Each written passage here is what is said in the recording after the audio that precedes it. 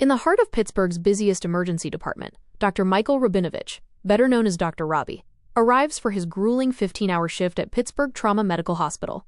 But today isn't just another day. It marks the 4th anniversary of his mentor Dr. Adamson's death during the height of the COVID-19 pandemic, a loss that still weighs on him, even as he insists he's fine. His team isn't convinced. Dr. Robby leads a group of dedicated but often overworked doctors.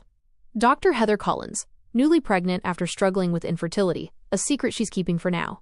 Dr. Jack Abbott, weighed down by grief, finishes his shift for the day. Before leaving, he briefs Robby on the patients expected to arrive, including a teenager scheduled for an abortion. Dr. Frank Langdon, an arrogant but skilled physician who has an old friendship with Robby. Dr. Cassie McKay, a 42-year-old second-year resident who made a late career change. Dr. Samira Slow-Mo Mohan, known for taking too long with patients, much to Robby's frustration. They're joined by new interns and med students. Dr. Melissa King, a second-year resident, eager but socially awkward. Intern Trinity Santos, overconfident. Dennis Huckleberry Whitaker, a Nebraska farm boy and 4th-year med student, timid but well-meaning. Victoria Crash Javadi, a 20-year-old prodigy whose first day earns her a nickname for all the wrong reasons. Dana, the no-nonsense charge nurse who keeps everything running. Princess, multilingual. And Perla, her close friend. Kiara, a social worker dealing with the hospital's most delicate cases. They go on ward round, checking on few patients before chaos begins. Sam Wallace is rushed in with a cracked skull after jumping onto subway tracks to save a woman from an oncoming train. He's stitched up and intubated, but his condition remains critical. The woman he saved has a gruesome degloving injury on her ankle. Worse, she doesn't speak English, making treatment even more complicated. Dr. Garcia wants to push morphine, but Collins warns that it'll cloud her mental status. They compromise on a popliteal block, numbing just the leg. Victoria faints during the woman's ankle reconstruction, earning her nickname when she's sent to the lounge to recover. Princess tries to identify the woman's language, but nothing sticks. The police suspect she was pushed onto the tracks, a possible hate crime. Hospital administrator Gloria interrupts, pressuring Robby to reduce wait times and improve patient satisfaction. But he knows the real solution. More resources and better nurse pay isn't what the higher-ups want to hear. She gives him an ultimatum: step up or step aside. Otis Williams, a seasoned triathlete, comes in complaining of shortness of breath, then drops into cardiac arrest mid-exam. Dr. McKay resuscitates him, but when he crashes again, Robby doesn't wait for lab results. Against protocol, he pushes calcium gluconate, convinced that he has rhabdomyolysis, a condition where muscle breakdown from intense exercise leading to kidney failure and sky-high potassium levels. Collins argues with him, but Robby knows waiting will kill Otis. His call saves Otis's life, but the tension between him and Collins grows. Trinity bets Dennis that Victoria won't last the shift, but Dennis is more worried about his school loans. Trinity jokingly suggests he sell a kidney, claiming she can get him $30,000 by the weekend. 3 elderly patients are en route from an assisted living home. One passes away before arrival, another is being kept alive by a Lucas chest compression machine, and the third is Mr. Spencer. However, they soon realize that the patient on the Lucas device has a DNR order. When they stop compressions, Robby calls for a moment of silence, only for Dennis's phone to ring, ruining it. Crash, eager to prove herself, asks Robby to let her back in. Instead, he orders her to go work in triage with Dr. McKay. Before she can protest, in walks Dr. Eileen Shamsi, a top-ranking surgeon at the hospital. She's here to check on her daughter, who just so happens to be Crash. Crash, flustered, tries to play off her nickname as Crush, because she's crushing it. She's not. It's later revealed that Crash's dad is also a doctor at the hospital, an endocrinologist. Robby, amused, asks Dana why she didn't warn him. Dana smirks, didn't want to ruin the surprise. A 4-year-old boy arrives lethargic. His parents couldn't wake him up that morning. His labs are normal until Langdon finds a green gummy in his mouth.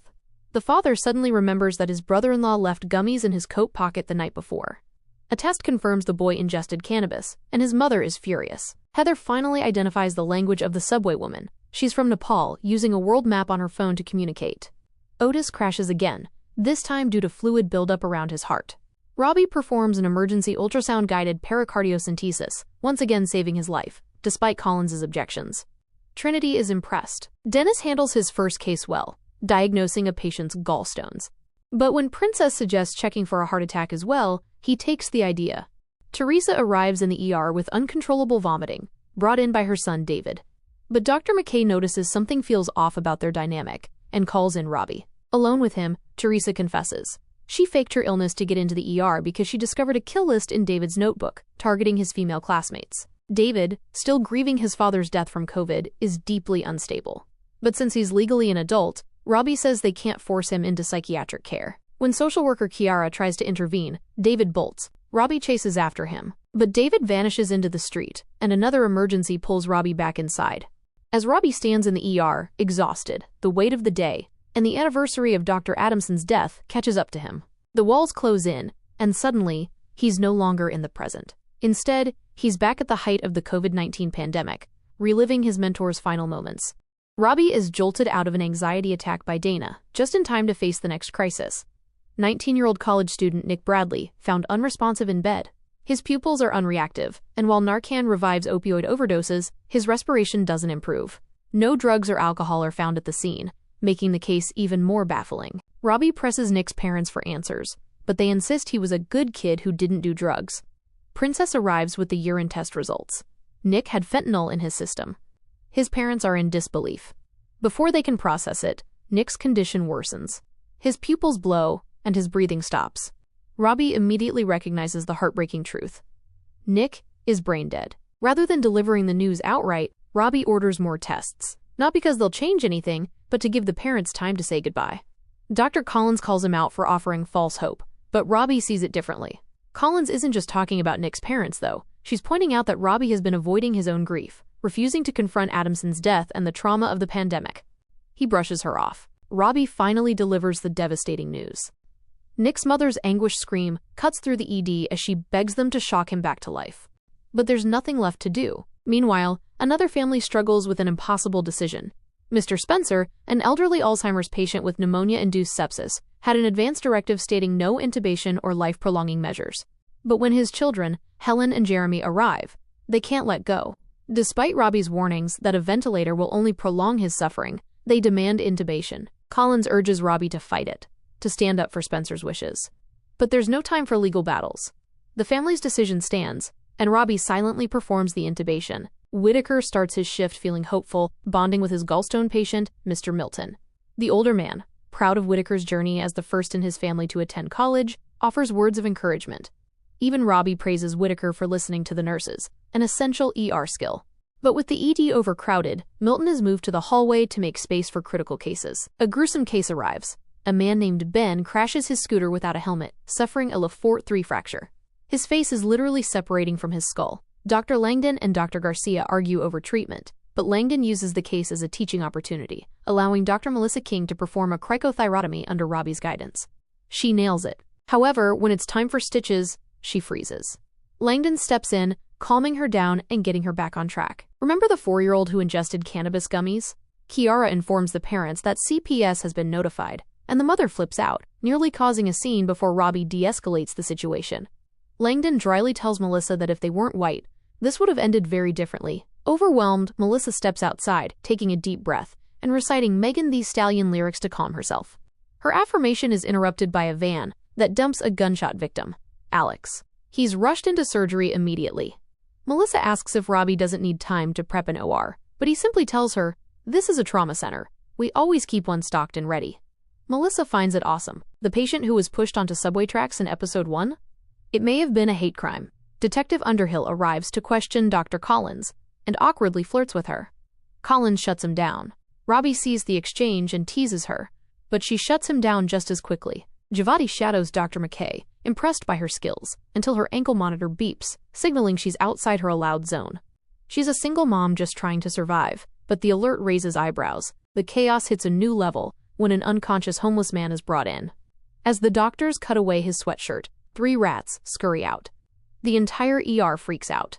Hospital Administrator Gloria is furious. This is exactly the kind of PR nightmare that could get the ER shut down. Robby keeps an eye on Teresa, urging her to contact her son, David, the high schooler caught with a kill list. She still can't reach him. There's no history of violence, but the situation remains unsettling. A construction worker is electrocuted after cutting into a live wire. The team rushes to the rooftop to bring him down. He needs a fasciotomy to relieve pressure and restore blood flow, and Dr. Garcia suggests letting Trinity perform it. Robby and Collins object, but Garcia guides Trinity's hand, helping her complete the procedure flawlessly. Trinity immediately gloats to Javati, who tells her to stop calling her Crash. Trinity calls her sensitive. Watching from the side, Princess and Perla place their bets. One of them is getting slapped before the shift ends. Joyce, a distressed patient, is brought in screaming. The EMTs assume she's a drug seeker and attempt to cuff her to the gurney. But she's not. She has sickle cell disease and is in crisis. Dr. Mohan shuts the EMTs down and orders 20 milligrams of morphine. Later, she adjusts Joyce's treatment based on her usual pain regimen. But Whitaker makes an ignorant comment about not going crazy with the pain button. Mohan pulls him aside and lays it out. Sickle cell pain feels like glass flushing through your body. When he asks, what if she's faking it, she shuts him down. You can't fake a hemoglobin of 6. Still, she reassures him. Over time, he'll learn to spot the fakers. The shift has been overwhelming, but no one is prepared for the gut punch that ends the night. Whitaker, who started the day with so much hope, checks on his gallstone patient Mr. Milton, only to find him unresponsive. No pulse. No one knows how long he's been like that. Desperate to save his first solo patient, Whitaker refuses to give up. He performs chest compressions. Whitaker desperately performs chest compressions on his patient Milton, refusing to accept the inevitable. Dr. Robby lets him continue for a bit, knowing that sometimes doctors need to feel like they've done everything before letting go. But there's no bringing Milton back. Eventually, Robby gently tells Whitaker it's time to stop. They need the bed for another patient. This marks Whitaker's first patient death, and Dr. Melissa, in her usual offbeat way, admits she reacts emotionally to death but processes it differently. The team takes a moment to honor Milton, but it's clear Whitaker is deeply shaken. Robby encourages him to talk to Kiara, the hospital's social worker, if he needs support. The weight of the moment is broken when Trinity, ever the ambitious intern, asks to perform a procedure on Milton, only for Robby to remind her he's not a cadaver. Lily and John are clinging to hope for their son Nick, even as Robby gently but firmly tells them he is brain dead. To give them closure, he agrees to conduct 2 final tests, the apnea test to check for brainstem activity and a cerebral perfusion study to assess blood flow. Chaos erupts in the ER when a frantic woman rushes in, screaming that her friend isn't breathing. Dr. McKay and Javati sprint outside and find Gemma unresponsive in a car. They administer Narcan, and as they wheel her into the ER, she suddenly gasps back to life. The cause?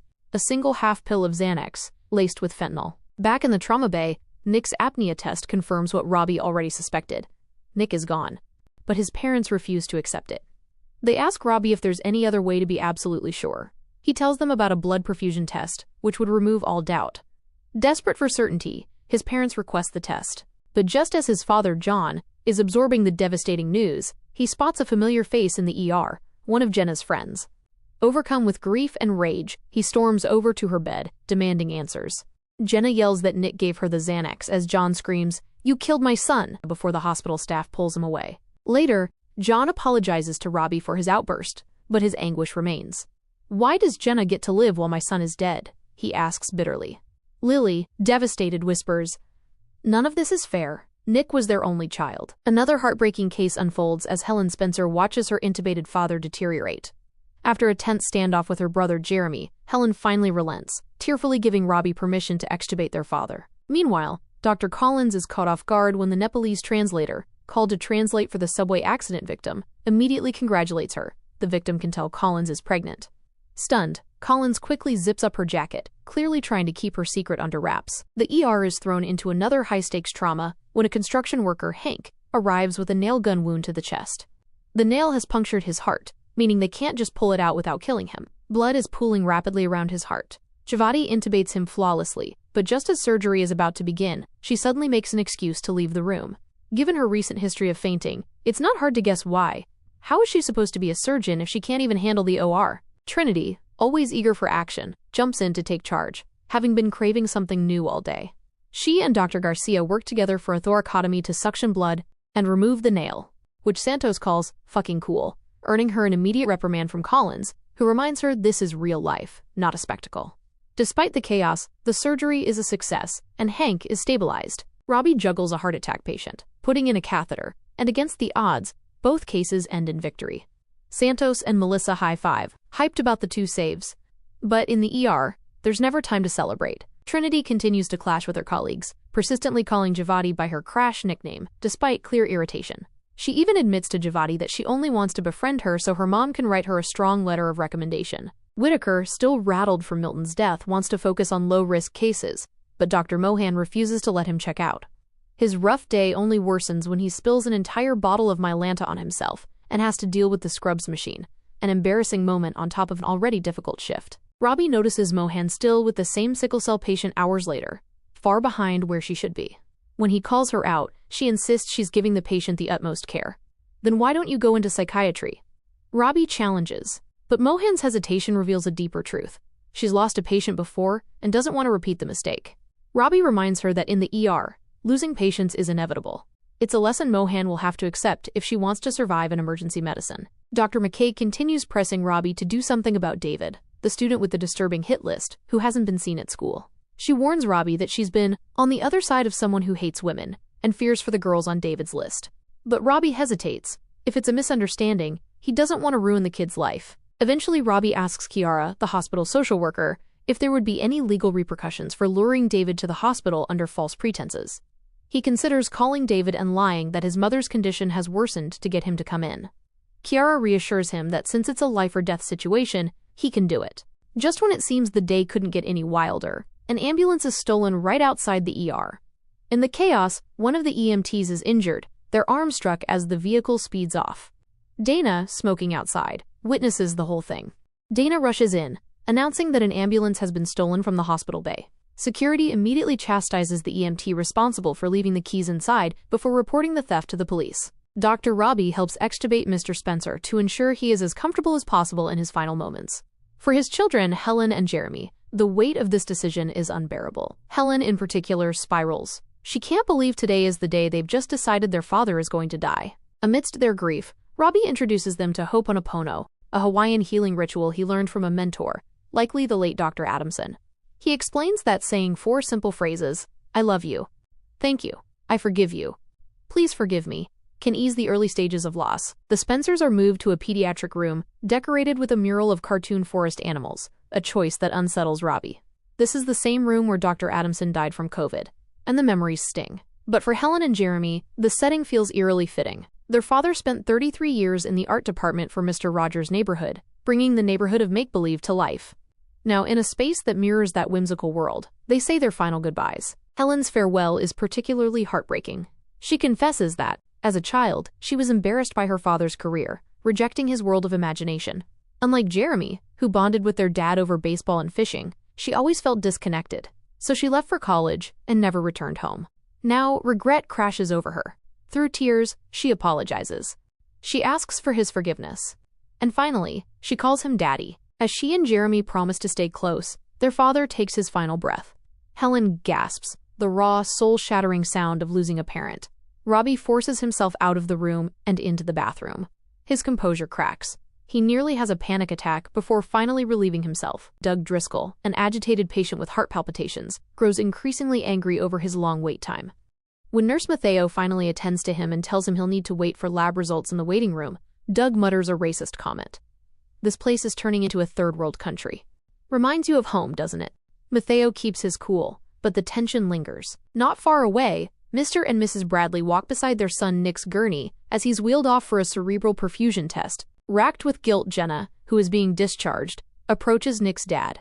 She explains what happened. Their econ study group had been up late, struggling with sleep, and someone suggested Xanax. She doesn't expect her words to ease his pain, but she offers her help in any way she can. Watching this, Trinity has an overdue moment of self-awareness. Earlier, she had dismissed Jenna's emotions, choosing to distract her with small talk rather than addressing her trauma. When Dr. Mohan had called her out on her lack of bedside manner, she'd been defensive. But now, seeing Jenna's raw grief, she apologizes to Dr. Samira for being, well, an ass. Trinity's moment of self-reflection is short-lived.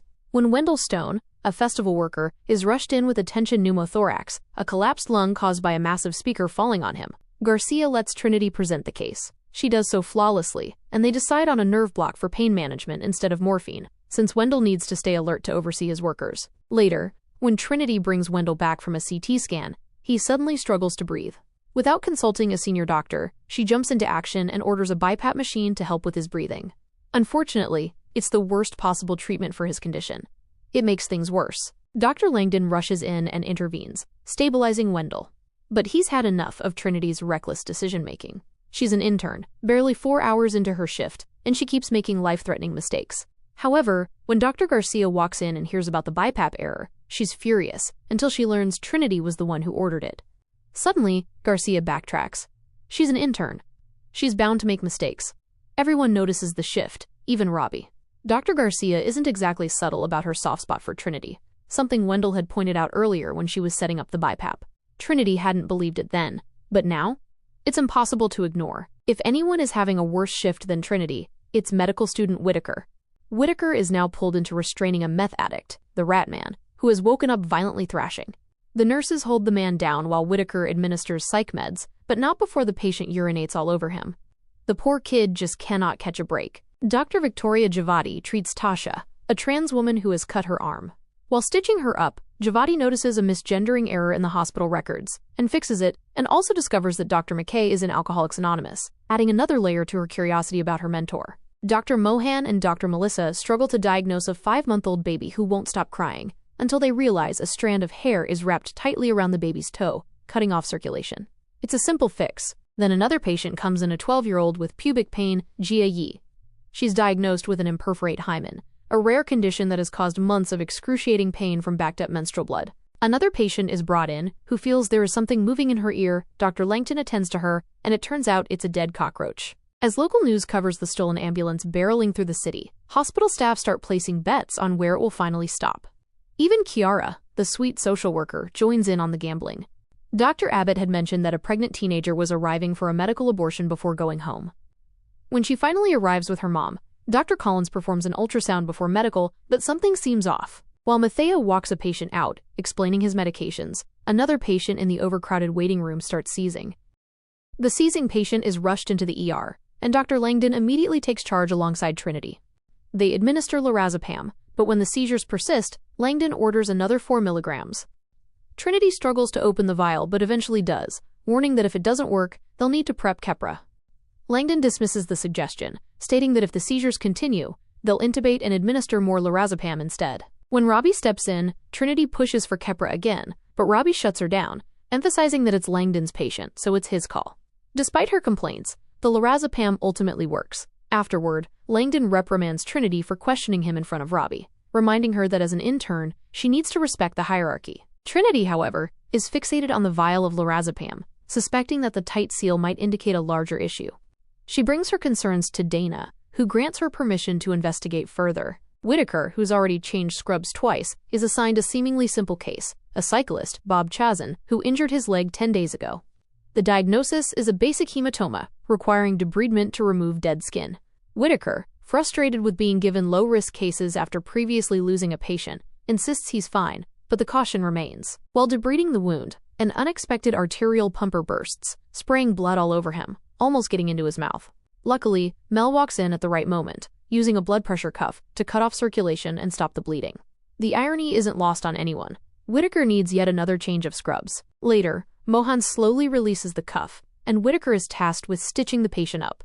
Understandably, Chazin is now wary of him. Whitaker's nerves are evident, but Mohan encourages him. When Robby enters, Mohan reveals that the arterial rupture was actually a blessing in disguise. If it had happened at home, Chazin could have bled to death. Whitaker is relieved, but his clothing luck runs out again. He's stuck wearing morgue scrubs for the rest of the day, the only ones in his size. Doug has been waiting for 5 hours and is seething. When Dr. McKay and Dr. Javadi enter the waiting room, he confronts them. It's finally his turn, but only for a temperature check. Then, it's back to the waiting room. Doug is this close to snapping. Dr. McKay treats Sherry, an unhoused mother with a burn injury. Sherry is exhausted, emotionally and physically, and after some gentle encouragement, she lets her guard down. She confesses how much she feels she's failed her kids. McKay, who is also a recovering addict fighting to regain joint custody of her son, reassures her. No one has it together. But just as Sherry begins to trust her, Javadi swoops in, immediately suggesting a social worker. Sherry freezes. She didn't expect McKay to tell anyone.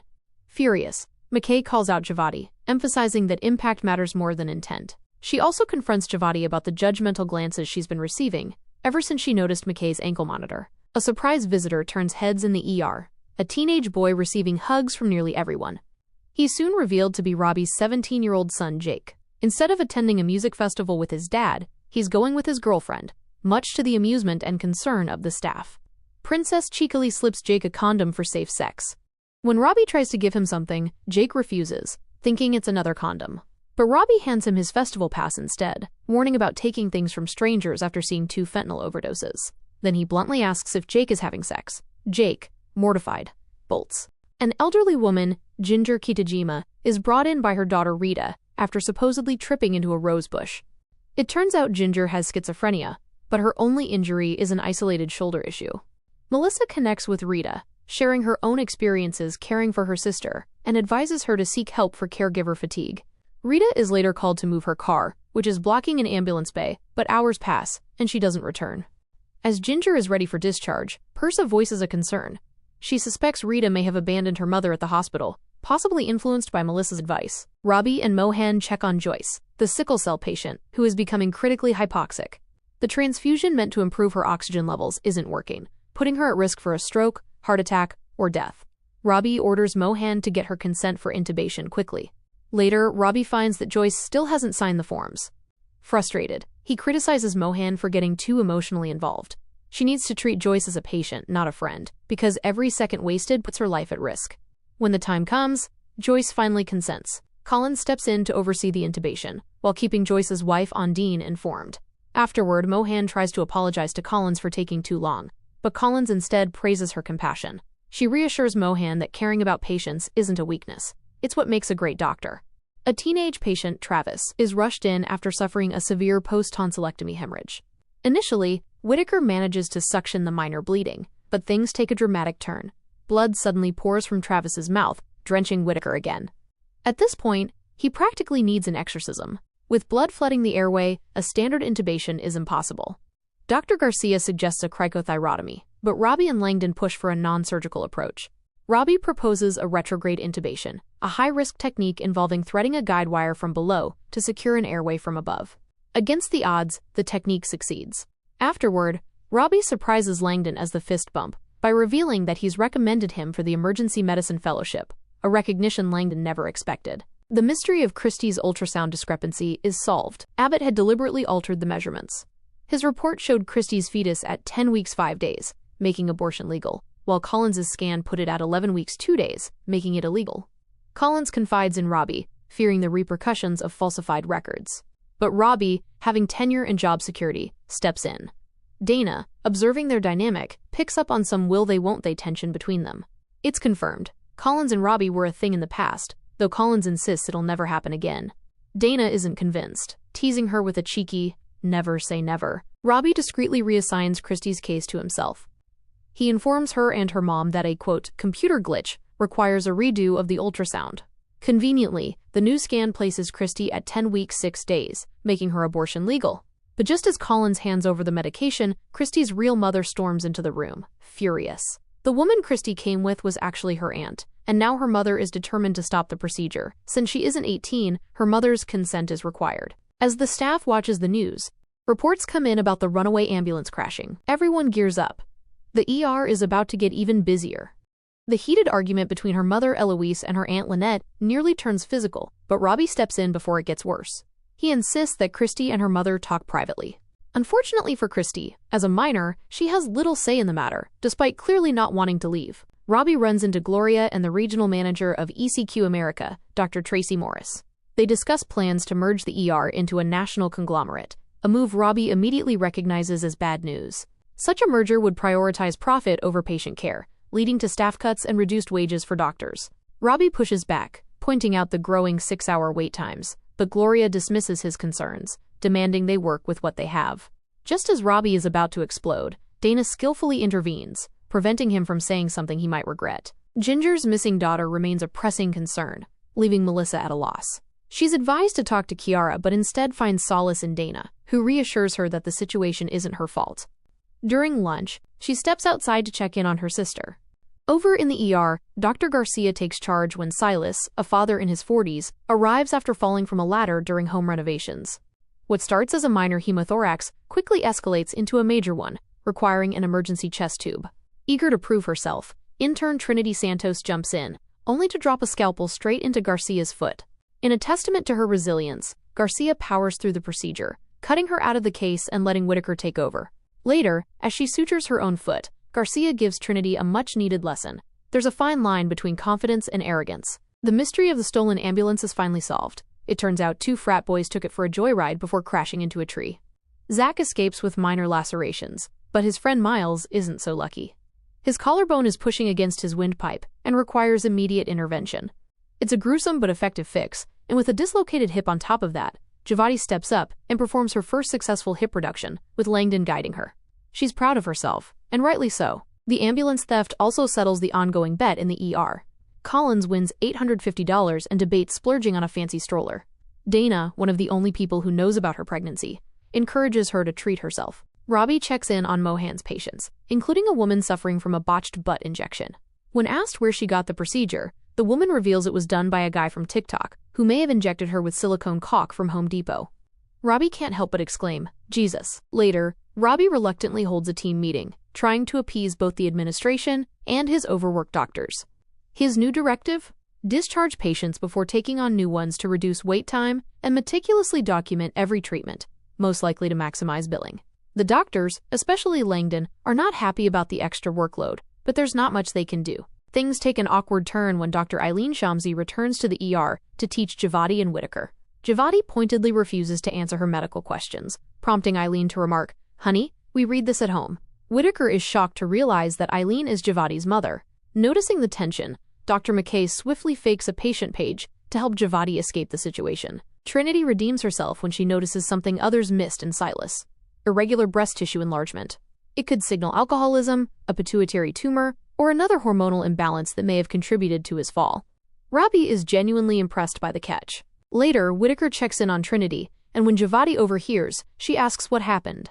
Trinity initially offers a half-truth, saying Whitaker took her chest tube opportunity, but then admits she dropped a scalpel into Garcia's foot. Given how much she's teased Javati and Whitaker in the past, her screw-up shifts the dynamic. They tease her back, joking that it's worse than fainting. Trinity takes it in stride, calling them her fellow losers before walking off. The results of Nick Bradley's cerebral perfusion test confirm the worst. He is completely brain dead. Robby breaks the news to his devastated parents, introducing them to a grief specialist. Though they begin to accept Nick's passing, things get complicated when they learn he's an organ donor. His mother, Lily, protests. In the midst of all this, Dylan, a new patient, arrives with a twisted testicle. Collins attempts to correct it, but turns it the wrong way first. Ouch. Thankfully, he's okay in the end. McKay also convinces Robby to keep David's mother, Teresa, in the hospital for observation after she took pills to make herself sick. She argues that she could be a danger to herself. But we know it's not out of concern for the woman. Once David's mom leaves, they'll lose track of him. She also urges Robby to report David to the police, but Robby is still hesitant.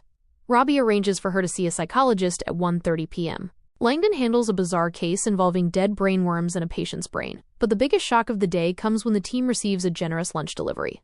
Everyone digs in without checking who sent it, until Robby finally reads the card. The food is from Shelby Adamson, the sister of the late Dr. Adamson, who sends lunch every year on the anniversary of her brother's death. Back in Christy's case, Christy tells her mom she's nauseous and proceeds to lock herself in the bathroom, refusing to leave. As Eloise and Collins bang on the door, Lynette arrives and calls out her sister's hypocrisy. She's treating Christy just as cruelly as their own mother treated her when she was young and pregnant. The argument escalates until Eloise shoves Collins. It's not a hard hit, but it's enough for Collins to decide she's done playing peacemaker. Christy remains locked in the bathroom, refusing to face the reality of her pregnancy, while Robby vents his frustrations to Gloria about the overwhelming patient load and long wait times. Gloria steps away, and Dana playfully teases Robby about being hangry. A new patient arrives, Terrence, an autistic man with a sprained ankle. Langdon struggles to communicate with Terrence, overwhelmed by the patient's barrage of questions. Seeking a breather outside the room, he runs into Melissa, who immediately understands what's happening. She offers to take over and handles Terrence with remarkable ease, impressing Langdon. Melissa later reveals that her skill comes from experience. Her sister is on the spectrum, and they share a close bond. When Trinity informs Silas's wife, Susan, of his breast enlargement, Susan confesses something chilling. She has been secretly spiking Silas's coffee with progesterone to kill his libido. The reason? She suspects Silas is molesting their teenage daughter, Alana. He goes to her bathroom when she is showering and gives her unwanted massages, and Alana has been struggling in school. As Trinity is processing this, another emergency rolls in. Nandi, a beauty influencer, arrives in a manic state after screaming at traffic and behaving erratically. Robby pushes for a psych consult, but Mohan picks up on small neurological symptoms that suggest something else is at play. Digging into Nandi's skincare routine, she suspects that one of the products contains dangerously high mercury levels. Mohan knows Robby won't approve the heavy metals test, so she gets Collins to sign off instead. When Robby finds out, he explodes. "Don't ever do that again," he snaps at Mohan, but his real rage is directed at Collins. He accuses her of being rigid and overstepping. Collins fires back, calling him out for his erratic behavior and the way he's been undermining Mohan, shaking her confidence. She demands that he leave his baggage at the door, like everyone else. Dr. Collins approaches Christy's mother, Eloise, in the waiting area, where she remains distant and firm in her stance. She believes Christy has had ample time to come to terms with her pregnancy and should move forward. Eloise reflects on her own experience. She was also pregnant at Christy's age, and while it was challenging, it ultimately turned out to be a positive experience, at least until now. However, Dr. Collins speaks candidly, cautioning Eloise that pressuring Christy may only drive her further away. Just because motherhood was the right path for Eloise doesn't mean Christy will feel the same.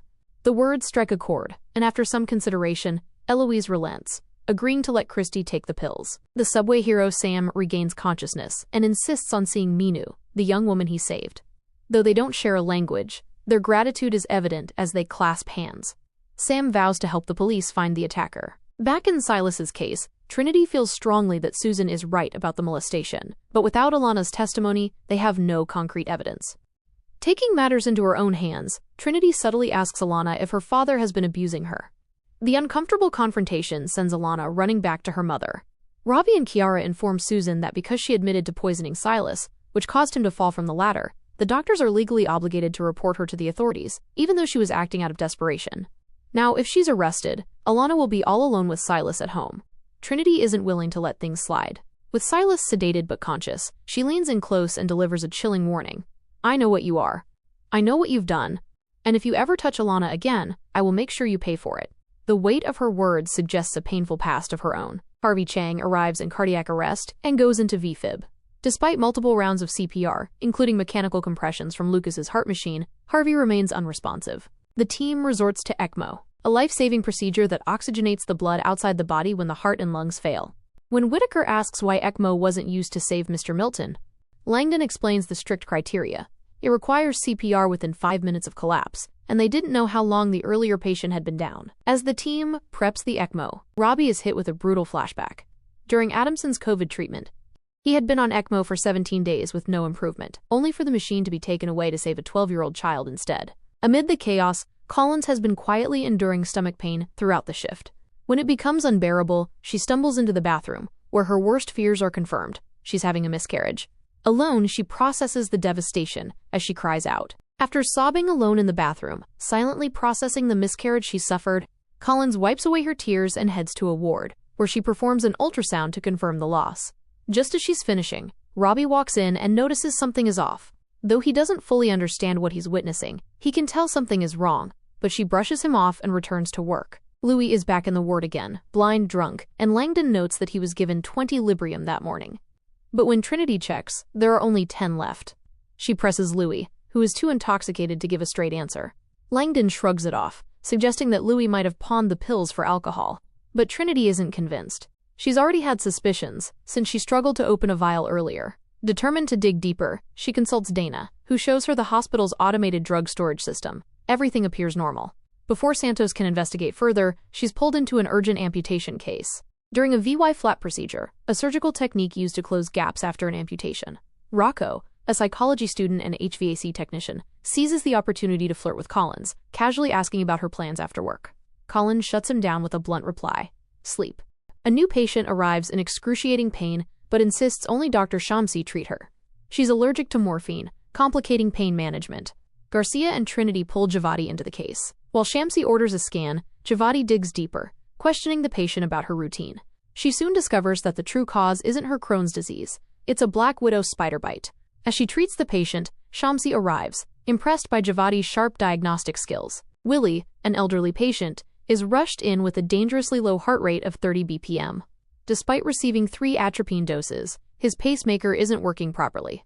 Surprisingly, Willie displays impressive medical knowledge, even inquiring about Dr. Adamson, a name that visibly unsettles Robby. The team soon discovers the issue. Willie's pacemaker was twisted, causing the malfunction. Once corrected, his condition stabilizes. It turns out Willie isn't just any patient. He was part of the Freedom House Ambulance Service, the pioneering paramedic team composed entirely of black medical professionals. Mohan, after testing Nandi's skincare products, finds dangerously high mercury levels in one of her face creams, explaining all her symptoms. She also helps the influencer record a PSA warning her followers. But Dana and Robby let it slide, Dana joking that he pushed for higher patient satisfaction scores anyway. Rita didn't abandon her mother after all. She had fallen asleep in the car after parking. Mel and Kiara help her explore Medicare options to lighten her burden, and she cries tears of joy, as she never expected it. Now that her relationship with Garcia has improved, Trinity confides in her about her suspicions that Langdon might be stealing drugs. However, Garcia isn't interested in entertaining accusations, reminding Trinity that she's only been at the Pitt for 7 hours. She defends Langdon, saying, "I insult the shit out of him, but he's a great doctor," shutting Trinity down. The trauma of this episode centers on 6-year-old Amber, who was brought into the ER in cardiac arrest and hypothermic after nearly drowning. The doctors fight desperately to revive her, trying to raise her body temperature in hopes of restarting her heart. Amber's grandmother and little sister Bella arrive, and the terrible truth unfolds. The girls had climbed the fence to retrieve a soccer ball from the pool. The water was too deep, and Amber drowned. When Amber's parents arrive, the team continues fighting for her, but her blood work confirms the heartbreaking reality. Her potassium level is at 12.2, a fatal number. With quiet empathy, Robby makes the final call. Amber has died. Later, Collins, Kiara, and Melissa visit Bella, who reveals that she was the one who fell into the pool. Amber saved her but couldn't save herself. Bella, still hopeful, colors a rainbow for her sister to give her when she wakes up. Melissa gives Bella a teddy bear and tells her that if she speaks into it, Amber will hear her. Bella, not yet grasping the loss, whispers into it, thanking Amber for saving her and calling her her best friend. Dr. McKay takes on a troubling case involving 18-year-old Piper, who arrives with her overbearing boss, Laura. Laura answers all of Piper's questions for her, immediately raising red flags. McKay and Dana step in and find a way to separate Piper from Laura by scheduling a CT scan, which Laura, who is pregnant, must avoid due to radiation exposure. In private, they inform Piper that she has chlamydia. Piper insists she contracted it from an ex-boyfriend back home, but Dana notes that her address matches Laura's. Piper claims she's just staying with her due to housing issues, but McKay suspects a trafficking situation. With Piper unwilling to talk, they come with another test to still keep her in the hospital. An honor walk is held for 18-year-old Nick Bradley. His parents, John and Lily, have made the selfless decision to donate his organs after speaking to their pastor. The hospital staff and friends from college lines the hallways as Nick is wheeled to an ambulance, draped in a Steelers blanket. R.I.P. Nick. The trauma of Amber's death still lingers in the ER as the cleaning staff arrives, picking up the last remnants of the tragedy, including the tiny hair clip Esme finds on the floor. The doctors wrestle with their own grief. Langdon calls home just to hear his son's voice. Mel loses herself in calming ocean sounds. Javati, shaken from her first major loss, finds unexpected reassurance from Trinity. Dr. Robby, the team's emotional anchor, shares a deeply personal story about his first pediatric loss as a resident, how he coped by metaphorically entombing his emotions. But before he can finish, the ER pulls him back in as a new case arrives. Collins finally confesses to Dana that she had a miscarriage. She reveals what she saw on the ultrasound, an empty uterus. "I shouldn't have bought that fucking stroller," she mutters, as Dana holds her in quiet support. Later, Robby notices something off about Collins and asks Dana about it. Dana retorts, "You just gave a speech titled, 'How to Literally Bury Your Feelings.'" In the waiting room, tensions escalate when one mother offers another a mask for her coughing child. The anti-masker insists it's just allergies, but when tempers flare, she throws a punch, only to end up with the other woman's tooth lodged in her fist. Dana storms in, "You're in a hospital. There are kids around. You should be ashamed." The women are taken into the ER, much to the outrage of Doug Driscoll, who's been waiting all day. "So all I have to do is get in a fight to cut the line." Langdon takes his own approach when treating the anti-masker's injury. He calmly offers her the option of a mask-free surgery. After all, he says, the hospital respects her views. The sarcasm is razor-sharp, and the woman immediately backtracks.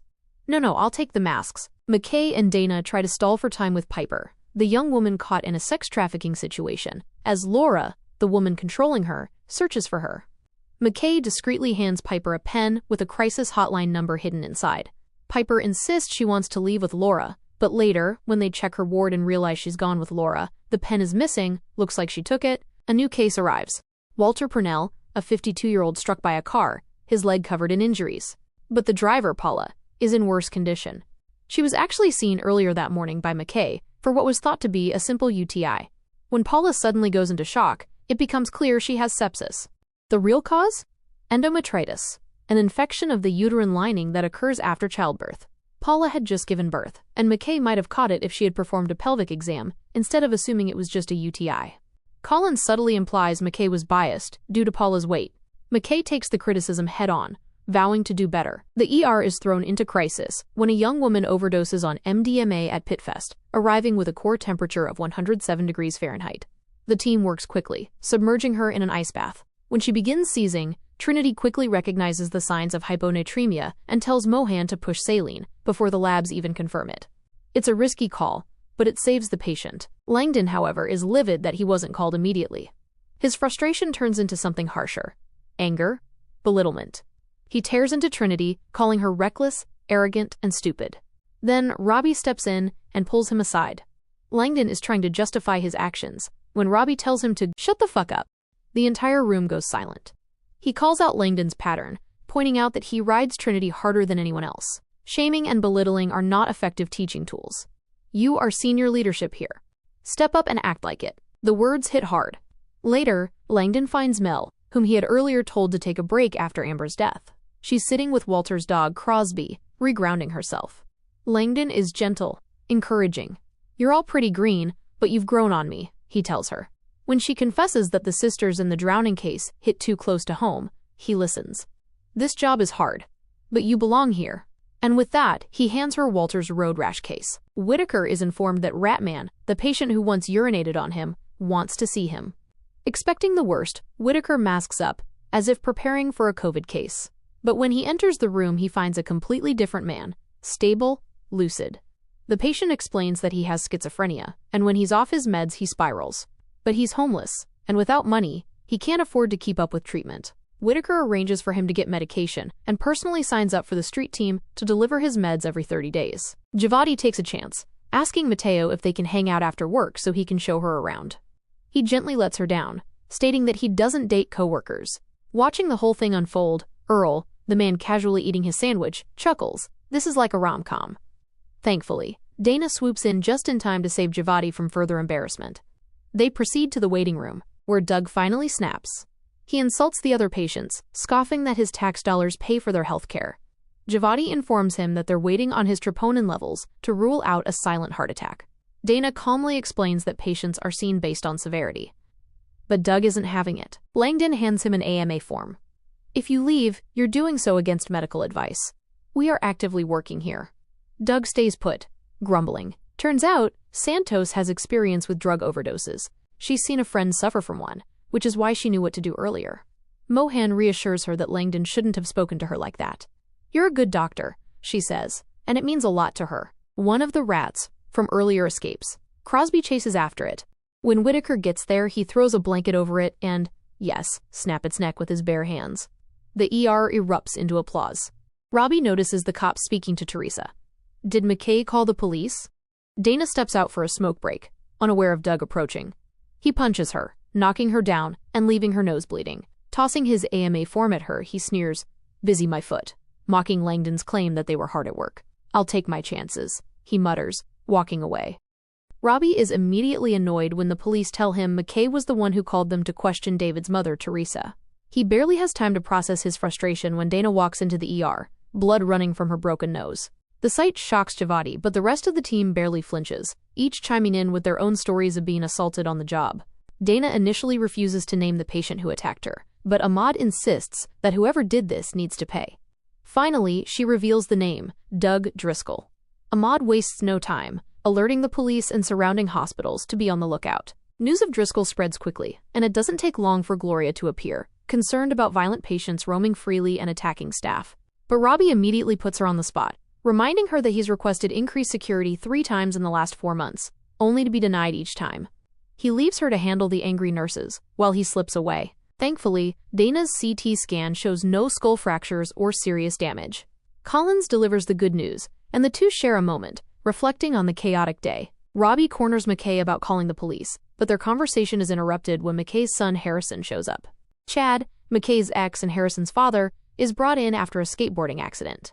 His ankle is broken in 3 places, and while he's given pain meds before surgery, they make him loopy enough to confess he still has feelings for McKay, despite having a girlfriend, Chloe. He also mentions taking his son skateboarding just because Mateo did, though unlike Mateo, Chad can't skate. Robby and McKay finally hash out their argument about David. Robby is furious that she went behind his back, convinced she's overreacting and ruining a confused teenage boy's life. McKay, however, is focused on the potential victims. Why is David's life more important than the safety of the girls on his list? She demands. The argument is cut short when a 16-year-old baseball prodigy is rushed in after taking a devastating line drive to the eye. He only has light perception, and there's dangerous blood buildup behind the eyeball. Despite their earlier fight, Robby doesn't let personal conflicts interfere with patient care. He lets McKay take the lead on a critical canthotomy procedure to relieve the pressure. When she admits she thought he'd bench her over the David situation, Robby surprises her. This is a teaching hospital, he says, not just for residents, but for him as well. He admits he was so focused on David that he didn't even consider the girls in danger. Once the boy is stabilized, Javadi loses it on his father, Greg, who is more concerned about when his son can get back on the field than, his actual well-being. She outright scolds him, and McKay later has to remind her to keep her cool and separate personal feelings from professional work. Things get awkward when Mateo and McKay plan to spend time together outside of work. Javadi jumps in, announcing she's free too. McKay is happy she can babysit her son, but that's not what she wanted though. The team takes on a heartbreaking case. Teddy, a farmer who suffered catastrophic burns in a gas tank explosion. 90% of his body is covered in full-thickness burns, including internal burns in his throat, which means he needs a breathing tube. His pregnant wife, Amy, arrives, and Whitaker does his best to comfort her. She shares that they're childhood sweethearts. Their bond deepens when Amy invites Whitaker to visit their farm anytime he misses home. As the situation worsens, Teddy's skin tightens to the point where he can't breathe. Langdon steps up and calmly guides Whitaker through an emergency procedure, cutting into Teddy's chest to relieve the pressure. Even Robby is impressed by Langdon's teaching skills, but the victory is short-lived. Langdon privately tells Whitaker that Teddy's chances of survival are less than 10%. He advises Whitaker to prepare Amy for the worst and to call Kiara, as a psychologist may be needed if Teddy doesn't make it. As Langdon steps out of Teddy's ward, he sees Santos speaking with Robby and assumes she's throwing him under the bus. He launches into a rant, accusing her of cherry-picking cases, bullying teammates, and not being a team player. Robby simply responds with, "Good meeting." But what Langdon doesn't realize, Santos wasn't talking about him. The ER takes in another patient, a Jane Doe in her 20s, who has had a stroke and is apparently a gamer. The stroke neurologist Dr. Mehta is called in, and his endless dad jokes make Melissa cringe. However, Mohan explains that everyone has their own special sauce for handling ER stress. When Jane Doe suddenly has an allergic reaction, Melissa considers intubation, but Mohan steps in with IV epinephrine instead. It works, and Robby, impressed, tells her, "Slow-mo no more." He jokes that Dr. Mehta's humor is rubbing off on him. Later, Melissa apologizes to Mohan for not trusting her, and wonders what her own special sauce is. Mohan reassures her that she'll figure it out in time. After his conversation with Langdon, Robby meets with Santos privately. She hesitates, but then pulls out a set of missing pain med vials. Now Robby knows something is seriously wrong. Robby immediately confronts Langdon, accusing him of stealing medication. At first, Langdon looks confused, but when he gets defensive and refuses to open his locker, Robby doesn't hesitate. "Open your fucking locker, or I will have security smash it." Inside, they find a bag of pills, likely Louis' Librium, the ones meant for the drunk patient. Langdon insists he was weaning himself off pain meds for an old back injury, but Robby isn't interested. He orders Langdon out of the building. I do not like that they had to prove Trinity right. Robby heads back into the ER, still on edge from the Langdon incident. He tells Dana to go home, but she refuses. Instead, he gives her a task: run a pharmacy audit on Langdon's prescriptions for the last 3 days. He doesn't tell her everything, trying to keep himself from spiraling, but it's clear he's struggling as he has another flashback in the bathroom. Robby then informs Trinity that he had sent Langdon home. Santos jokes about it, saying she wanted to make a big impression on her first day. But now that they're down a senior resident, everyone needs to be all hands on deck. Robby tells her to keep the situation quiet, but she immediately calls Dr. Garcia. Princess, who witnessed Robby and Langdon's confrontation, is already gossiping with Perla in Tagalog, assuming no one could understand them. But Santos, to their surprise, spoke the language fluently. They were shocked. Given her appearance, they had no idea she was Filipina. Garcia comes down after receiving Santos's message, and Santos asks her to keep the Langdon situation quiet and that she was right. Garcia coldly tells Santos she's trouble and refuses to associate with her. David posts a cryptic message on Instagram, something that suggests he's either going to kill someone or himself. The police say it's not enough for a bolo. Robby reassures her that everything will be okay, but later, Teresa decides to place David on an involuntary psychiatric hold. It can't be anonymous. She has to step up as a witness, and they need a social worker and psychologist to sign off on it. Natalie, a surrogate for her best friend Justin and his husband, arrives at the hospital already crowning. The baby's head is halfway out, but it suddenly stops moving. The shoulder is stuck against Natalie's pelvic bone. Robby has to reach inside Natalie and manually rotate the baby to pull it out. It's a terrifying moment. For a few seconds, it looks like the baby isn't breathing, but Dr. Collins and Dr. King manage to resuscitate it. Just as everyone starts to relax, another crisis hits. Natalie begins hemorrhaging after delivering the placenta. Blood gushes out in an alarming amount. Collins acts fast, inserting a uterine tamponade to stop the bleeding. Natalie pulls through. Not gonna lie, this is intense. Women are fearsome beings. Dr. McKay deals with another crisis, a woman with hepatitis B whose cirrhosis has led to severe esophageal varices. The veins in her esophagus have ruptured, and blood is pouring from her mouth. Robby arrives just in time to assist McKay with inserting a Minnesota tube, a tamponade device meant to control the bleeding. The woman is going to need a liver transplant. Dr. Whitaker and Dr. Mohan take on a jittery 55-year-old patient, Ivan Pugliese, who is experiencing stomach pains and suggests they give him morphine. Mohan suspects withdrawal, even though he insists he doesn't drink or do drugs. Mohan tells Whitaker, "Remember I told you when you see fakers you would know? This is one." Mohan administers buprenorphine but doesn't fully explain its purpose. She just tells him it's like morphine. His symptoms disappear soon after. When Robby finds out, he's pissed. Mohan should have told him first. This is becoming a pattern, and just when they were finally getting along, Robby and Mohan return to talk to Ivan. They tell him the drug that helped him is a withdrawal medication. Ivan flares up, insisting he's not an addict. He has a good job, a family, a life. Robby tells him that doesn't mean he can't be an addict. If he wants their help, he can speak to Mohan. Before leaving, Mohan shares something personal. Her father died young. Ivan, who is in Pittsburgh for his daughter's wedding, might be able to walk her down the aisle, but Mohan hopes he'll be around for a lot longer than that. McKay and Chad are at odds after he took their son Harrison skateboarding without a helmet. They agree Harrison will stay with McKay until Chad recovers. But then Chad's girlfriend Chloe arrives, wearing a bonus mom t-shirt, as if she's marking her territory. She tells Chad Harrison doesn't need to stay with McKay because she can take care of him. Chad agrees. McKay is about to go off, but she's pulled away to see a patient. Later, she finds Chloe alone. They aren't supposed to be in the same space due to Chloe's restraining order against McKay, but McKay doesn't care. She tells Chloe that Harrison is her son, and she's a damn good mother. If Chloe really cares about him, she'll back off. Oh, and if she ever wears that shirt again, she'll regret it. Robby gives Louise back his medication that Langdon stole. With Natalie's crisis over, one of the husbands holds the baby against his bare chest for skin-to-skin contact. Collins watches for a moment before rushing out of the room, near tears. Outside, Robby calls his son Jake, who introduces him to his new girlfriend over video chat. It's a rare moment of peace, until Robby spots Collins sitting alone in the ambulance. He sits beside her, gently insisting that she needs to go home and take a break. No phone, no distractions, just time to process. Collins finally admits why this miscarriage hit her so hard. This was her last round of IVF. Not just because of the cost, but because she can't take the emotional toll anymore. Robby reminds her that he's never known her to give up. That's when Collins reveals something even bigger. This wasn't her first pregnancy. Years ago, she got pregnant, but she never told the father because she was scared. And the father? It's Robby. The weight of the revelation settles between them. Robby tells her to forgive herself, and they embrace. Melissa goes to find Langdon to tell him about Natalie's birth, only to learn that he's gone. She's disappointed he left without saying goodbye. She decides to tell Trinity instead, but she completely ignores her, still feeling burned from earlier.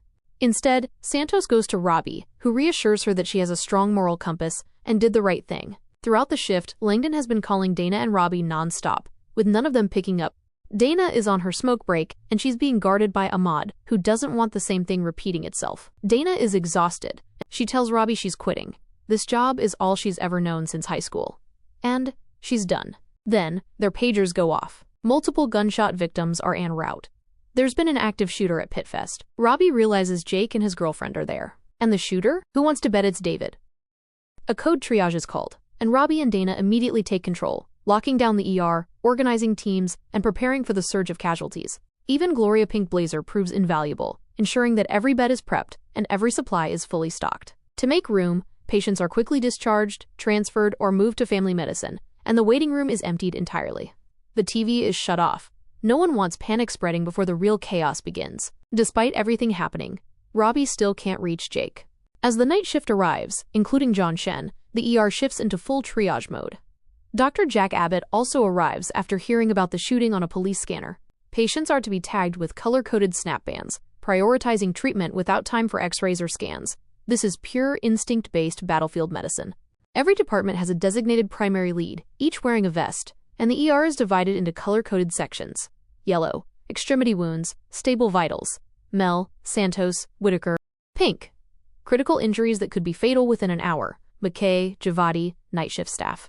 Red, immediate life-saving intervention required. Jack, Mohan, Robby. The first victims are rushed in by police vehicles. They are immediately color-coded for treatment. Robby tells the officers to talk to Teresa, believing her son might be connected to the attack. 3 more patients arrive in a van. Sylvia, a mother who was hit by a car while escaping, is focused only on her son Omar. Omar, who is deaf, has been shot in the chest. The third patient is DOA. Omar is bagged, given an intraosseous bone marrow blood transfusion, and rushed to surgery. Garcia later confirms Omar will survive, but Whitaker and Mel find Sylvia unconscious with a liver laceration. She receives a bag of O-negative blood, but it's not enough. Seeing her fading fast, Mel offers to donate her own blood, sparking an ER-wide blood donation effort. Even Dr. Jack Abbott donates, taping a blood bag to his leg so he can continue working. Mel manually squeezes the blood bag to push the transfusion faster. Langdon is back, and watching the ER function at its peak. Robby is not happy to see him, but they need all the help they can get. Santos isn't thrilled either, but she's too busy dealing with a patient bleeding from the head to care. Mel, however, is relieved he's back. Javadi treats a trampled woman while dealing with her overbearing mother. This time, Javadi stands her ground, earning McKay's approval. When they run out of chest tubes and thoraceals, she instructs her mother to use an ET tube and a urine output bag instead. Mateo calls it genius, and Javadi blushes. Langdon diagnoses a coma patient at a glance.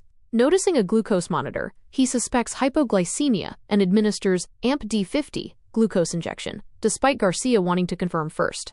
His hunch proves correct, and the patient wakes up. Robby takes on a patient struggling to breathe. The patient is secreting too much fluid, making intubation nearly impossible. Robby asks McKay to perform CPR while he uses a bubble intubation technique, following the air bubbles to guide the tube in. Mohan calls Robby for assistance. Her patient has subcutaneous emphysema, meaning air is leaking from his chest into his skin. Mohan suggests making an infraclavicular incision, below the collarbone, to release the trapped air. Robby gives her the go-ahead, and the wound bubbles as the air escapes. This is exactly what he's been pushing for. Residents taking initiative but checking in first. Santos stabilizes her patient, but notices another patient missing, the same one who had earlier refused treatment. She finds him secretly filming inside the hospital, confirming he's a reporter. When she tells him to stop, he runs, only to slip in a puddle of blood. His hoodie is soaked in blood, but it's not his. Santos has him admitted for a head injury with restraints. Then, in a savage move, she dumps his phone into a mop bucket full of bloody water. Chad sneaks onto the ER floor, completely overwhelmed by the chaos he's seeing. McKay finds him frozen in shock and orders him to the staff lounge. Inside, Chad pleads with Harrison to come home with him, but Harrison refuses. He wants to stay and wait for McKay. Instead, the two settle in to watch a movie together. Lupe and Kiara speak to the families of the Pitfest victims, informing them about a new website they've set up. Families can scan a provided barcode to access the site and upload photos or distinguishing features of their loved ones who attended Pitfest. This will help the hospital identify each victim more accurately. Patient with a neck gunshot wound has a growing hematoma, making intubation tough for Mohan. Robby steps in to intubate using a 3-step method: scalpel for incision, insert finger to open guide placement, then inserts bougie into the hole. Once the bougie inflates, the patient is bagged. Abbott controls the bleeding by inserting a Foley balloon into the bullet wound and clamping it. Robby steps outside to help with incoming patients, but is met by SWAT officers. The cops reveal that David's phone was pinged at the shooting location. Rich Stefano, a cop, is rushed in as a critical code red. The bullet went through his neck and out his cheek. But then comes the real horror. SWAT has intel that the shooter may be headed toward the hospital. SWAT is inside the hospital, hovering near the police officer with a nasty gunshot wound who's being stabilized. Dana wants them out, but they won't leave, and their presence sends a wave of paranoia through the ER. Whispers ripple among staff that the shooter might be headed to the hospital. Eileen quickly shuts it down, warning Langdon not to spread rumors. Up on the rooftop helipad, Javadi and Whitaker receive a fresh blood delivery being airlifted in. They rush back to trauma to get it into the bodies that need it most, but everyone needs blood, and they scramble to distribute it. Dana's relieved to see night shift nurse Bridget Young arrive. She immediately puts her in charge of watching over the new med students. The pressure's on for everyone, especially Whitaker, who's working on another gunshot victim, a clown named Buster Pirelli. When Whitaker uses an IO, intraosseous access, drilling into bone to deliver meds, and the man screams, Melissa pulls him aside for quick lesson. IOs are for unconscious or unresponsive patients only. Robby struggles to intubate the injured cop due to excessive bleeding. There's no bougie for a cricothyrotomy. But Dr. Abbott, ever the ex-military trauma doc, pulls out a tactical airway kit, the kind used in combat, and quickly stabilizes the officer. Dr. Mohan, watching, wonders why they don't have more of this life-saving gear. Robby simply says, not in the budget. Down the hall, Kiara photographs unidentified deceased patients, their defining features saved for grieving families searching for answers. A patient Langdon is treating suddenly regains consciousness and reaches for his concealed gun. The entire floor hits the deck. SWAT storms in, but the man falls back unconscious. He seems to only respond to pain. IO doesn't work due to the man's size, and they can't intubate because all the laryngoscopes are dead. Robby jumps in with an old-school tactile intubation, feeling for the airway by touch, and gets it done. Still, the patient's crashing. Langdon makes a risky call, inserting a supraclavicular subclavian line, an advanced central line placement, something he learned from an EMRAP podcast. It stabilizes the man, but barely. SWAT checks the man's ID. He has a permit, and his gun doesn't match the wounds. He's not the shooter. Then McKay's ankle monitor blares.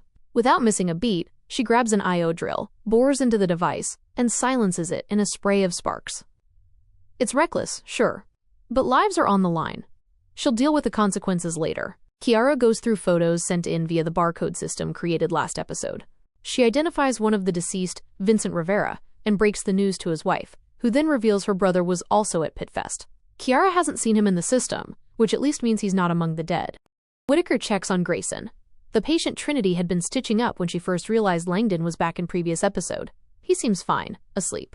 But when Carmen, a woman with a thigh gunshot wound, is rushed in, Whitaker moves to help. The wound is too high for a tourniquet, so Mel suggests using hemostatic bandages. Robby steps outside for air and hears that they've had 85 patients so far, and the hits keep coming. He compliments Dr. Shen and Dr. Ellis on their steady hands under pressure. But then, he hears a familiar voice. Jake. Robby's pseudo-stepson is unhurt, but his girlfriend Leah has just arrived, the 86th victim. Robby drops everything. He intubates her. Starts compressions. But it's not going well. The nurse can't feel a carotid pulse. Dana checks for a femoral pulse. Nothing. Still, Robby keeps going. He pours in plasma, platelets, time, and energy. He's ignoring MASH triage protocols. It's personal. Carmen is still bleeding through her bandage. Whitaker and Mel work to help, but Trinity notices Grayson isn't moving. Whitaker thinks he's asleep again, but this time, he's wrong. There's no attending available. Everyone's focused on another emergency. Whitaker checks Grayson's retina and confirms increased intracranial pressure. His brain is bleeding. There's no time. Mohan drills directly into Grayson's skull to relieve the pressure, a move she read about once but never expected to try. Shocked but impressed, Javadi, Whitaker, and Santos look on as Grayson stabilizes. But Carmen is fading fast. Her gunshot wound nicked an artery. She collapses from blood loss. Leah's pulse flickers and vanishes. Robby still believes. But Dr. Walsh and Abbott know better. Blood is for the ones we can save, Abbott says. They've poured over 4 units and a cell saver into her already. Abbott lays it out. The bullet tore through her heart. In any other scenario, she'd be pronounced dead in the field. Even ECMO wouldn't be enough. We're going to lose 10 other patients if you put all your efforts into saving this girl. Robby finally stops, only to see David, the suspected shooter, being tackled by SWAT. He came to see his mom. Robby checks him out to make sure he doesn't have a concussion, and David is locked in a guarded room. Robby takes Jake into a quiet room and breaks the news. Leah's dead. Carmen's bleeding internally. Trinity tries to get an attending, but everyone's occupied. With no help coming, she makes a bold decision. Perform a REBOA. Resuscitative endovascular balloon occlusion of the aorta, a high-risk trauma procedure to stop internal bleeding. All the interns protest, saying only an attending can do it. Trinity does it anyway. And it works. When Abbott finally arrives and sees the results, he scolds her for breaking protocol, but then leans in and whispers, "You're a badass." Jake is with Leah's body. Still in shock. He turns to Robby. "Why couldn't you save her? I mean, this is what you do." But there is no good answer. Would she have survived any other day? Maybe. Maybe not. Robby, overwhelmed by grief and PTSD, breaks down sobbing. Oh my Shayla. As chaos simmers in the ER, word spreads that the shooter might be in the hospital.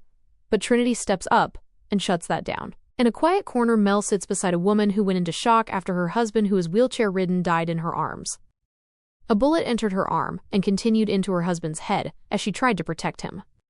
The woman, shattered, asks Mel how she copes with the pain and death. All Mel can say is she doesn't know either. Later, after reuniting the woman with her daughter, Mel breaks down in front of Robby.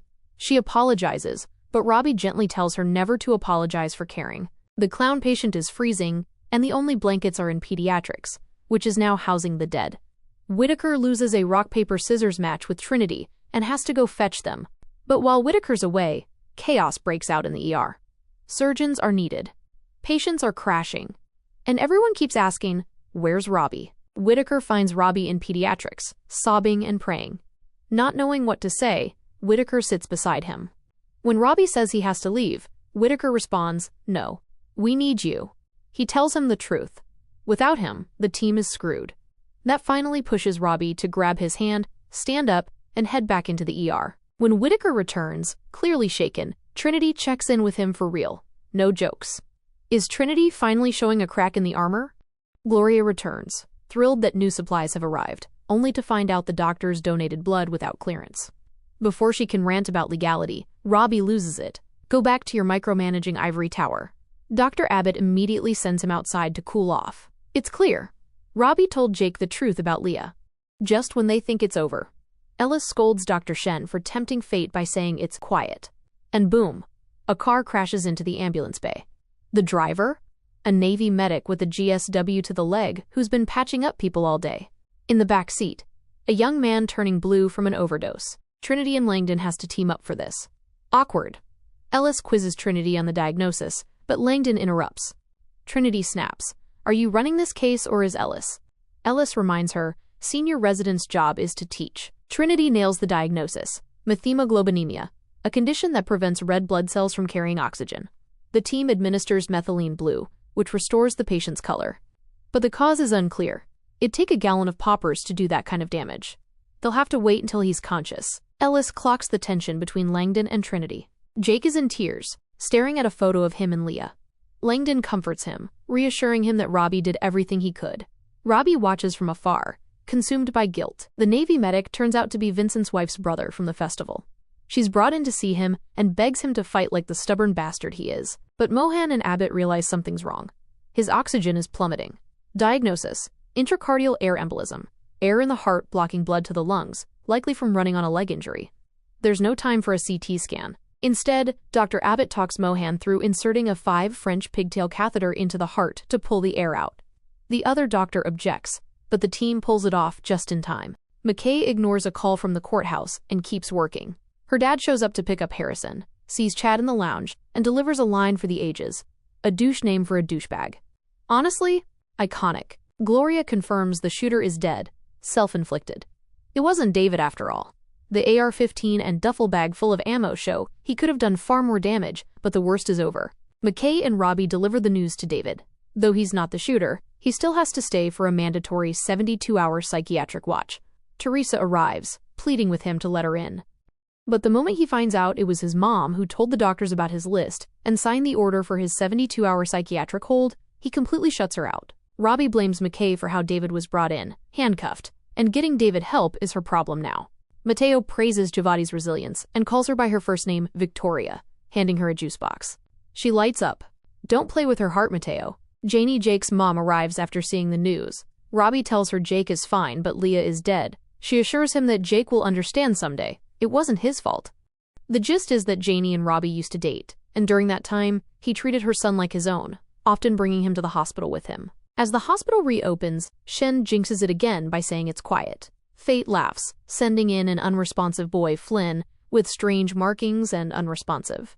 Shen and King are stumped. But Robby knows the answer. Measles. His sister caught it too, after a trip to Orlando, but her immune system fought it off, so it wasn't serious for her. It happens. Flynn's parents didn't vaccinate their kids. His mom, a self-declared medical researcher with a phone, refuses the spinal tap the doctors need to confirm his condition. Acute disseminated encephalomyelitis, a rare but serious post-infection brain condition with a 20% death rate. She insists on steroids instead and cites Google as her source. Robby, already exhausted, finally explodes and storms out. To wrap up the chaos, police arrive for Cassie McKay.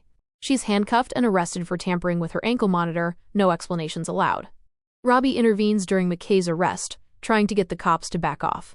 When they refuse, he pulls in Officer Harrelson, whose team saw McKay saving lives. Harrelson convinces them to let McKay go. Later, Gloria checks in with Robby and Abbott, acknowledging their massive efforts. With 112 patients treated and only 6 deaths, she commends the staff and instructs Robby to hand daytime duties over to the night shift doctors so the exhausted team can finally rest. The fight continues to save young Flynn Edwards. His mom still won't allow a spinal tap to rule out measles complications, and Robby, frustrated, takes Flynn's dad to the makeshift morgue to show him what's at stake. But the father calls Robby an asshole and storms off. That stunt eventually pays off, though. He later consents to the procedure while the mother is away. By the time she returns mid-procedure and tries to stop it, the spinal tap is already done. Dr. Santos and Ellis investigate the mystery of the blue-skinned boy. They consider multiple causes, including nitrate or nitrite poisoning, commonly found in food preservatives and sometimes linked to suicide attempts. After speaking with the boy, Santos senses it was a suicide attempt, even though he won't confirm it. In a rare moment of vulnerability, she opens up about her own childhood trauma. She and her best friend were abused by an older man, and her friend later died by suicide. Santos, usually cold and brash, gently consoles the boy, holds his arm, and assures him she's scheduled him to see a psychiatrist. Dr. Mohan is still riding an adrenaline high, frantically trying to track more at-risk patients. McKay and Ellis gently confront her about the blurred lines between work and life, reminding her that she needs to take care of herself too. Later, we see Mohan crash in the bathroom, sobbing uncontrollably as the weight of everything she's been through finally catches up to her. Langdon corners Robby, asking him not to report his malpractice. Robby urges him to go home. Langdon later approaches Dana, fishing for whether anyone's spreading rumors about him, and asking if she'd vouch for him if necessary. But Dana has her own concerns. She's considering quitting, overwhelmed by everything that's happened. Langdon urges her to stay, insisting the hospital needs her. Another emergency arrives. A Pitt worker pinned by a supply truck. He has a crushed pelvis. Robby and Abbott stabilize him, before handing him off to Ellis and Shen. The team transfuses blood per protocol, but the patient begins crashing. The blood pressure shoots up, breaking up clots that were helping stop internal bleeding. Ellis feels responsible, but Robby points out that Shen, who was supposed to be overseeing, has been missing in action. The team stabilizes the man with pre-peritoneal packing, a procedure that applies pressure internally until surgery can be done. It works. Barely. Whitaker, now known as the hospital's unofficial bloodhound since killing the rat, is sent to track down a missing patient. He finds her outside smoking and wheels her back inside. Langdon later confronts Robby again outside the ambulance bay. Still refusing rehab, he takes a low blow, referencing Robby's panic attack in the pediatric morgue by saying, "I never had a complete meltdown."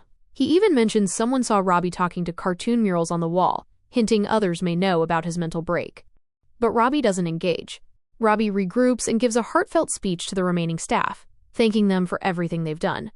Afterward, he quietly slips away to the roof, where Abbott follows. Alarmed, Abbott finds Robby standing on the edge, mirroring the way they first met in the show's pilot episode.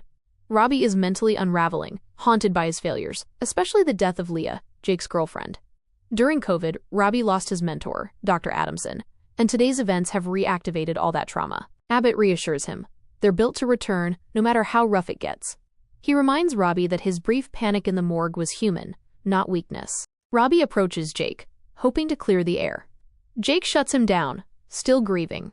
But Robby feels it's better Jake blames him than blaming himself. Then, Leah's parents arrive, another emotional blow. Robby steadies himself and walks in to face them. McKay finally makes a breakthrough with David.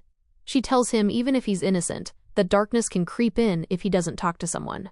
What if it was your mom next on that death list? Her words land. David tears up and agrees to see a professional. Afterward, Santos catches Whitaker slipping through a staff-only door and follows him, discovering he's secretly living in one of the hospital's unused rooms. He's broke and homeless. In a touching twist, Santos offers him a room in her apartment, rent-free. Just help clean up and fix things. It's the warmest gesture we've seen from her yet, hinting at how much she's grown since the season started. As the shift winds down, Mel finally reunites with her sister Becca, putting on a brave face despite everything.